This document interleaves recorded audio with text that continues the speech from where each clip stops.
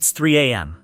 You're awake, staring at the ceiling. Your inbox is overflowing, your calendar is a battlefield, and despite checking all the boxes of success, promotions, accolades, a corner office, something feels off. You're not alone. I've been there, and so have countless high achievers who look like they have it all, but secretly wonder, is this it? Welcome to The Adaptive Edge, mastering the inner game of success in work and life. This audiobook isn't about chasing more trophies or grinding harder. It's about building the mental frameworks, emotional skills, and daily practices that let you thrive, not just survive, in your career and life. We're going to bridge ancient wisdom from Stoic philosophers like Marcus Aurelius with modern science from psychology and neuroscience. Why? Because external success without internal mastery is a house of cards. It's unsustainable. Together, we'll explore evidence-based strategies to help you become adaptable, resilient, and purposeful in a world that demands more than just achievement. Here's how this works. Each chapter builds on the last, like a mentorship conversation over coffee. I'll share stories, science, and practical tools you can apply immediately. I encourage you to listen actively. Pause when prompted to reflect or take action. Downloadable resources like worksheets and templates are available at our website to support your journey. Why does this matter now? The modern professional landscape is a pressure cooker, volatile, uncertain, relentless. Adaptability isn't a luxury, it's a necessity. So let's begin. Chapter 1 is about the foundation of everything, knowing yourself. Ready? Let's dive in. Imagine a CEO who commands boardrooms but crumbles under self-doubt in private. Or a rising star who's blindsided by feedback they never saw coming. These are the traps of success when we don't truly know ourselves. Chapter 1 is about self-awareness, the cornerstone of personal growth.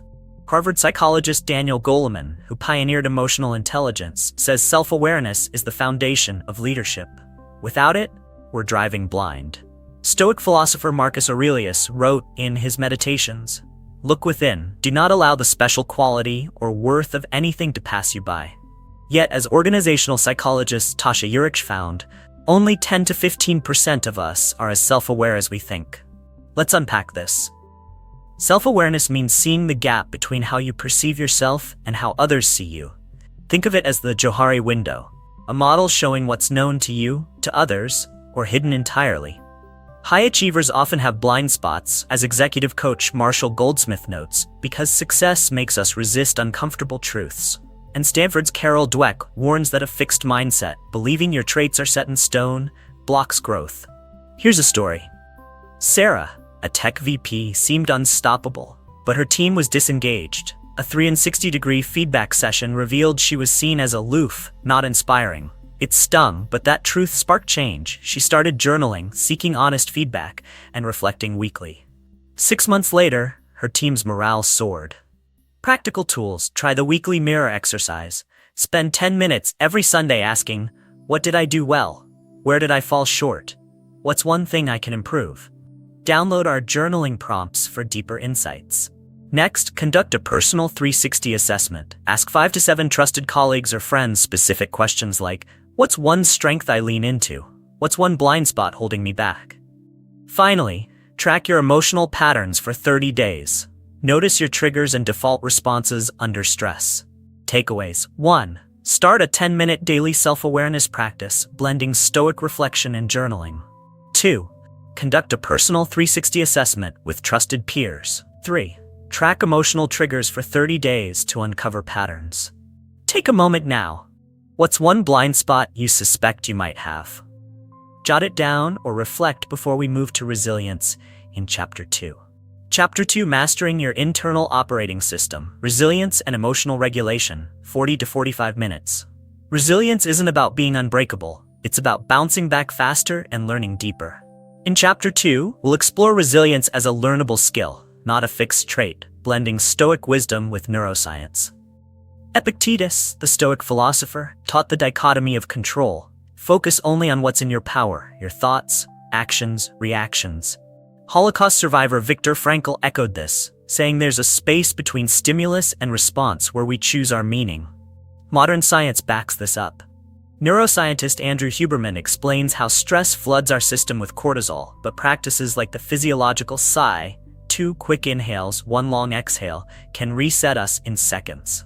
Harvard's Susan David warns against toxic positivity. True resilience embraces all emotions, as Brené Brown's research on vulnerability shows. Consider John, a startup founder whose company tanked. Instead of spiraling, he used cognitive reframing from CBT, shifting "I'm a failure" to "this is feedback." He practiced stoic premeditation of adversity, visualizing setbacks to prepare mentally. Today, he runs a thriving new venture. Practical tools. Build a resilience toolkit. Try box breathing. Inhale for 4, hold for 4, exhale for 4, hold for 4. Repeat 5 minutes daily. Use the dichotomy of control. For each stressor, ask, is this fully, partially, or not in my control?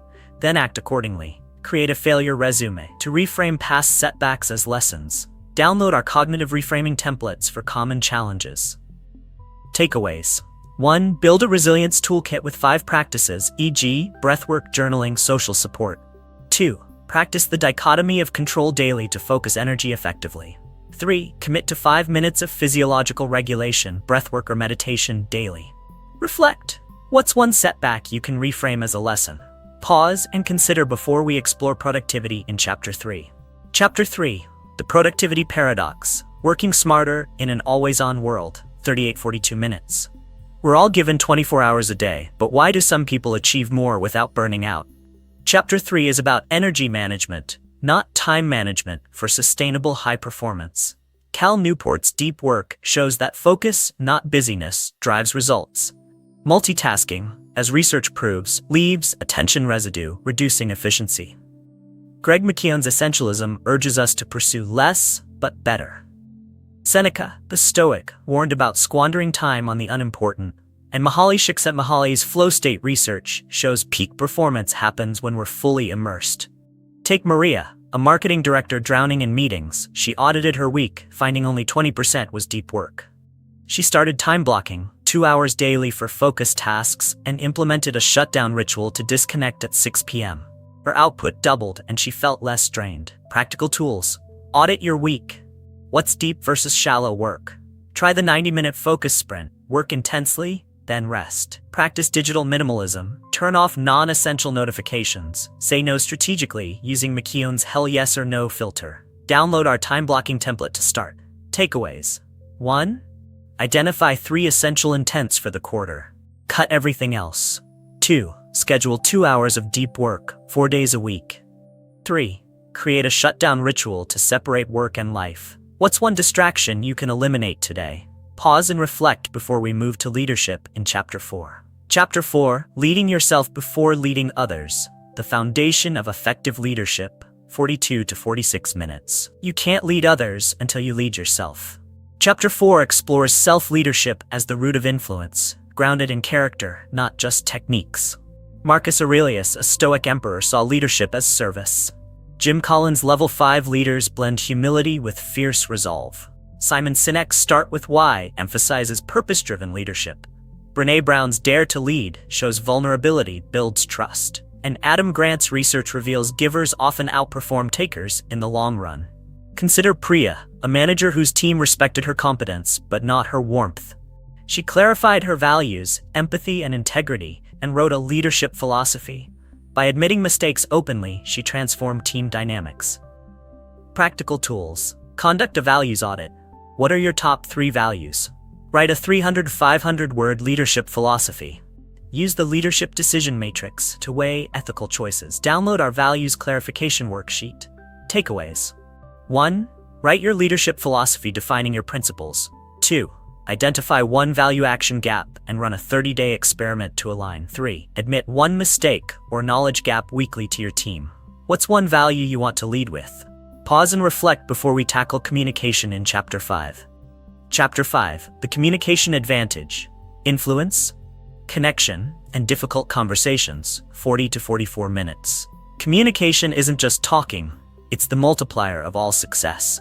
Chapter 5 is about mastering influence, connection, and tough conversations.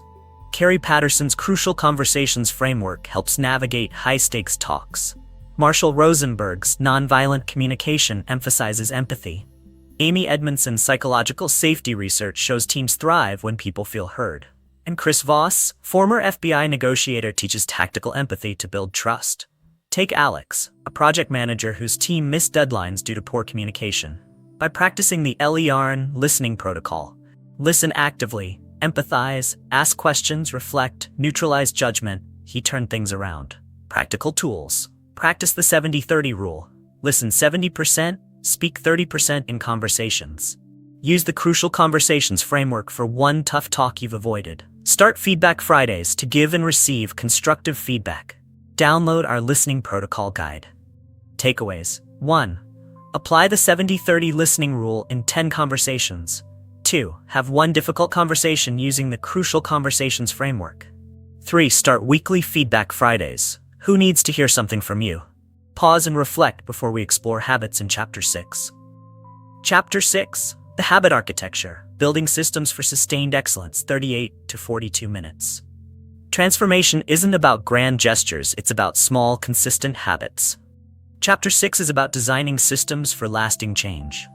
James Clear's Atomic Habits shows that identity-based habits, like being a person who prioritizes health, beat outcome-based goals. B.J. Fogg's Tiny Habits method emphasizes starting small. Charles Duhigg's Habit Loop, Cue, Routine, Reward, and Wendy Wood's Friction Research highlight environment design. Take David, a consultant who struggled with focus. He redesigned his desk to minimize distractions and stacked a 2-minute meditation habit onto his morning coffee routine. Within months, his productivity and calm skyrocketed. Conduct a habit audit. What routines help or hurt your goals? Use if-then planning. If I sit at my desk, then I'll start a 90-minute focus sprint. Redesign your environment to make good habits easy. Download our habit tracker. Takeaways. 1. Build one small habit that reinforces your desired identity. 2. Redesign your environment to support good habits. 3. Create a habit stack, linking a new behavior to an existing one. What's one tiny habit you can start today? Pause and reflect before we dive into relationships in Chapter 7. Chapter 7. Navigating Relationships, the Professional and Personal Connection Web, 40 to 44 minutes. The quality of your life is the quality of your relationships. Chapter 7 explores relationship intelligence as a core skill. Adam Grant's research on givers and takers shows generosity builds social capital. Esther Perel emphasizes relational intelligence. Stephen Covey's emotional bank account metaphor highlights the power of consistent deposits, small acts of kindness or support. Take Lisa, a senior executive who felt isolated. She created a VIP list of 10 key relationships and scheduled monthly check-ins. She also set boundaries with a draining colleague, transforming her energy and impact. Practical tools. Audit your relationships. Who energizes versus drains you? Create a VIP list and schedule intentional connection time. Practice boundary setting with a prepared script. Download our relationship audit template. Takeaways. 1. Identify 5 to 10 key relationships and schedule monthly connections. 2. Set one firm, respectful boundary you've been avoiding. 3. Initiate one mentorship relationship as mentor or mentee. Who's one person you need to reconnect with? Pause and reflect before we explore purpose in Chapter 8. Chapter 8. The Meaning Imperative, Purpose, Values, and Fulfillment in the Achievement Game, 42 to 46 minutes. Success without meaning is a hollow victory. Chapter 8 is about integrating achievement with purpose to avoid the success trap. Viktor Frankl's Man's Search for Meaning shows purpose is a practice, not a one-time find. Daniel Pink's Drive highlights autonomy, mastery, and purpose as motivators. Bronnie Ware's work with the dying reveals common regrets, not living true to oneself, working too hard, neglecting relationships. Take Michael, a finance executive who hit all his goals but felt empty. He completed the Ikigai diagram, finding the overlap of what he loves, what he's good at, what the world needs, and what pays, and shifted to a role with social impact. He's never been happier. Practical tools. Try the eulogy exercise. What do you want said about you at life's end? Complete the Ikigai diagram. Create a personal mission statement. Download our values clarification worksheet. Takeaways. 1. Complete the Ikigai diagram to find your purpose's center. 2. Write a personal definition of success, including meaning and contribution. 3. Start a monthly purpose check-in to align actions with values. What's one thing you'd regret not doing? Pause and reflect before we tackle career strategy in Chapter 9. Chapter 9, The Career Compass, Strategic Thinking for Professional Growth, 38 to 42 minutes. Your career isn't a ladder, it's a portfolio of experiences. Chapter 9 is about strategic thinking for long-term growth. Reid Hoffman's The Startup of You urges treating your career like an entrepreneurial venture. Clayton Christensen's How Will You Measure Your Life emphasizes aligning career with purpose. Carol Dweck's Growth Mindset encourages continuous learning. Take Emma, a mid-level manager who felt stuck. She conducted a personal SWOT analysis, identifying skills gaps, and pursued strategic projects to build career capital. Within a year, she landed a dream role. Practical tools. Conduct a SWOT analysis, strengths, weaknesses, opportunities, threats. Create a 5-year career vision board with flexibility. Schedule 3 informational interviews to explore new paths. Download our career planning template. Takeaways. 1. Map your career portfolio and identify strategic gaps. Conduct 3 informational interviews in 60 days. 3. Create a learning curriculum for 3 key skills this year. What's one skill you need to develop next? Pause and reflect before we integrate everything in Chapter 10. Chapter 10, Integration and the Path Forward. Bringing it all together, 30 to 35 minutes.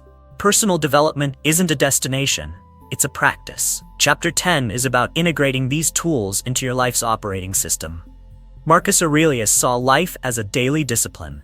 James Clear's 1% improvements compound over time.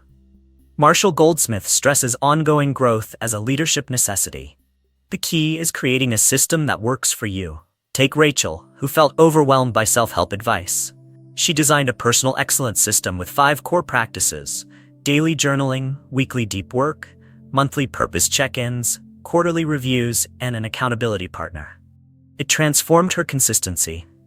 Practical tools. Create your personal development constitution with 5 to 7 non-negotiable practices. Schedule quarterly reviews to track progress. Find an accountability partner. Download our system building guide. Takeaways. 1. Design your personal excellence system with 5 to 7 practices for a 90-day trial. 2. Schedule quarterly reviews for the next year. 3. Find an accountability partner for regular check-ins. Congratulations, you've made it to the end. But information without action is just entertainment. The adaptive edge isn't about outpacing others, it's about mastering your former self. Choose one practice from this audiobook to start today. The journey's just beginning, and you've got the tools to thrive. Thank you for joining me on The Adaptive Edge. Visit our website for worksheets, templates, and more. Here's to your journey of resilience, purpose, and lasting achievement. Until next time, keep practicing.